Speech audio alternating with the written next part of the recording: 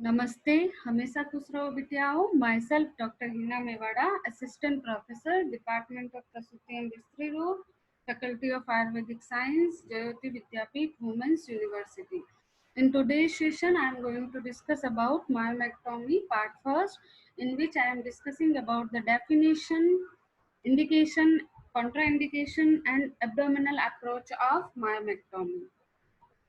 Myomectomy is the enucleation of myomata from the uterus, leaving behind a potential functioning organ which is capable of future reproduction. It is indeed useless to perform a hectic surgery to remove such myomata, only to leave behind an uterus which is unlikely to conceive in future. Myomectomy की procedure में basically जो fibroid है उसका enucleation या removal किया जाता है ताकि जो यूटरस बचता है जो कि फंक्शनिंग है वो फ्यूचर में रिप्रोडक्शन कर सके. मायोमेक्टोमी के बाद ओवरी, यूटरस और फेलोपियन ट्यूब का रिस्टोरेशन होना बहुत इंपॉर्टेंट है. ये फ्यूचर रिप्रोडक्शन के साथ साथ फ्यूचर हिजार्ड्स को भी कम करता है. Now indications.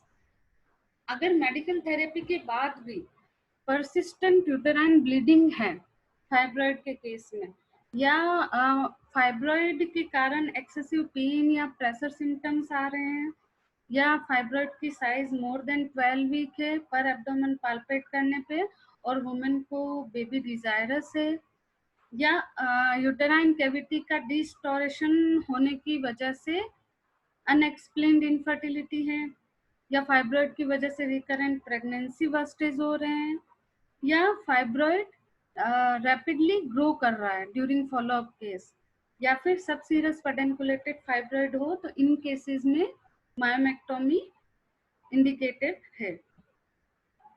Now contraindication.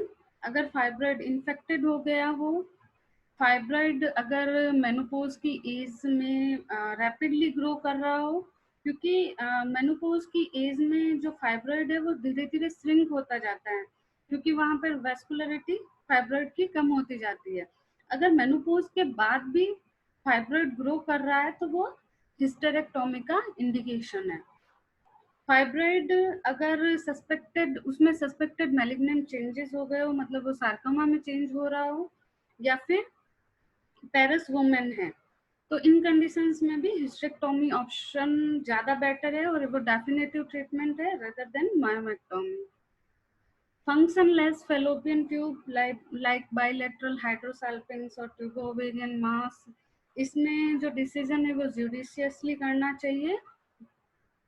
Pelvic endometrial tuberculosis है अगर, और प्रेगनेंसी है या फिर सिजेरियन सेक्शन हो रहा है, तो उस कंडीशन में मायोमेक्टोमी नहीं करनी है. Important consideration about myomectomy. It is done mainly to preserve the reproductive function. Reproductive function को preserve करने के लिए किया जाता है. पेरस वुमेन में इसका जुडिशियसली यूज मायोमेक्टोमी प्रोसीजर जो की जाती है वो मेंस्ट्रुअल फंक्शंस को प्रिजर्व करने के लिए की जाती है.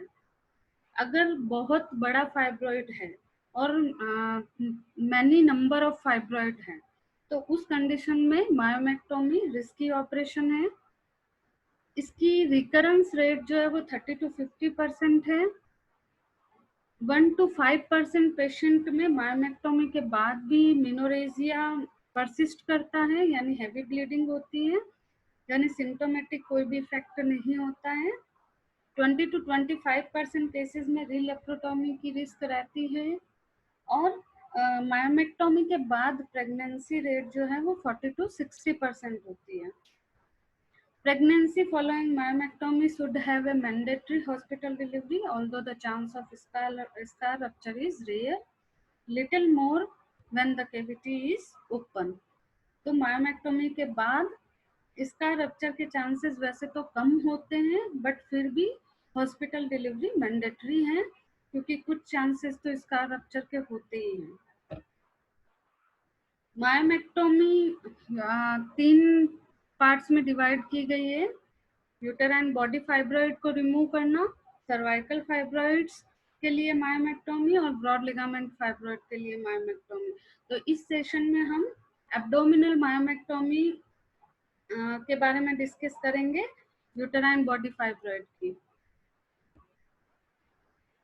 The prerequisites for abdominal myomectomy is hysteroscopy or hysterosalpingography to exclude any submucous fibroid or a polyp or any tubal block. Hysteroscopy or endometrial biopsy in case of irregular cycle, not only to remove a polyp but also to exclude endometrial carcinoma. Examination of husband from fertility point of view means semen analysis should be done before going to abdominal myomectomy. Patient preparation, सबसे पहले haematological status देख लेना है। अगर patient को anaemia है तो पहले ओरल आयरन थेरेपी देनी है। मायोमेक्टोमी से पहले जीएनआरएच एनालॉग्स देने हैं, यानी गोनेडोट्रोपिक रिलीजिंग हार्मोन्स एनालॉग्स। ये क्या करते हैं, वेस्कुलरिटी, जो ट्यूमर की वेस्कुलरिटी है उसको रिड्यूस करते हैं, जिसके कारण ऑपरेटिव ब्लड लॉस भी रिड्यूस होता है। एंटीबायोटिक प्रोफाइलैक्सिस 1 ग्राम फर्स्ट और सेकंड जनरेशन सिफेलोस्पोरिन के रूप में देना है।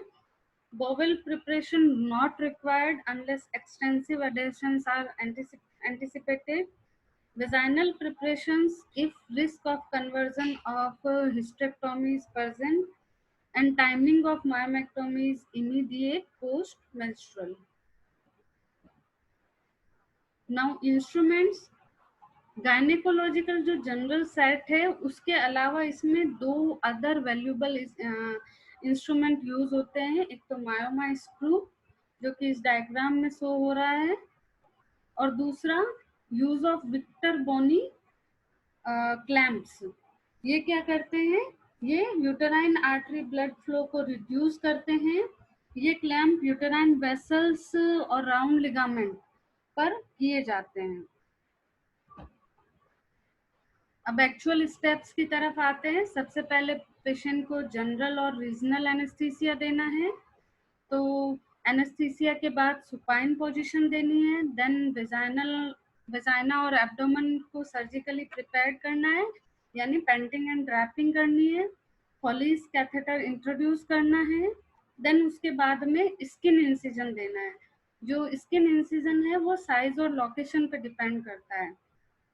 फाइनेंशियल या फिर लो ट्रांसवर्स इंसिजन तब देना है जब फाइब्रॉइड स्मॉल हो, यानी लेस देन 14 वीक साइज हो, और अगर फाइब्रॉइड जो है वो मोर देन 14 वीक हो तो वर्टिकल मिडलाइन इंसिजन देना है।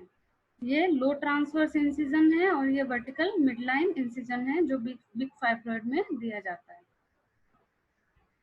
तीसरा इसका प्रोसीजर ब्लड लॉस को रिड्यूस करना है आफ्टर स्किन इंसिजन। तो ब्लड लॉस को रिड्यूस करने के लिए इसमें वेजोकॉन्स्ट्रिक्टिव वेजोप्रेसिन का यूज किया जाता है, जो कि सिंथेटिक होता है। इसकी 20 यूनिट को 20 ml नॉर्मल सलाइन में डाइल्यूट किया जाता है। देन जो मायोमा है उसके चारों ओर की जो ओवरलेइंग मायोमेट्रियम है उसमें इसको इंजेक्ट किया जाता है। तो इसकी वजह से वहाँ की जो ब्लड सप्लाई है वह रिड्यूस हो जाएगी। या फिर टॉर्निक्यूट का use of Victor Bonney specially design clamp which is placed around the uterine vessel and the round ligament, जो कि मैं पहले बता चुकी हूँ। और use of tourniquet to occlude the uterine vessel and also the ovarian vessel at the infundibulopelvic ligament। ये इस पिक्चर में टॉर्निक्यूट का यूज बताया है, जो कि ओवेरियन लिगामेंट और ओवेरियन वेसल्स को ऑक्लूड करने के लिए लगाया जाता है इन्फंडिबुलोपेल्विक लिगामेंट पर। अब यूटेराइन इंसिजन की बात करते हैं। ब्लड फ्लो को रिड्यूस करने के बाद, क्लैंप करने के बाद आर्टरीज को यूटेराइन इंसिजन दिया जाता है। इसमें ए सिंगल इंसिजन लीनियर और elliptical in the mid line of on the anterior wall of the uterus. Incision is deepened through the myometrium and the pseudocapsule till the myoma is reached. अब इसमें एक single incision लगाया जाता है, पर या तो लीनियर या इलिप्टिकल इंसिजन लगाया जाता है, और वो कहाँ लगाया जाता है? एंटीरियर वॉल ऑफ यूटरस पर, मिड लाइन में, और इसको डीप किया जाता है जब तक कि मायोमेट्रियम तक ना पहुंच जाए और स्यूडो कैप्सूल तक ना पहुंच जाए।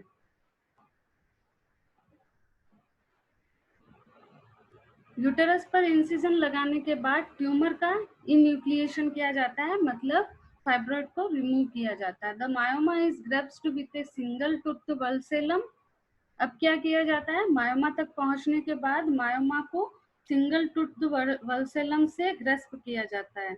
इस डायग्राम में देखिए, ये सिंगल टूथ वल्सेलम है और इससे मायोमा को पकड़ा, होल्ड किया गया है।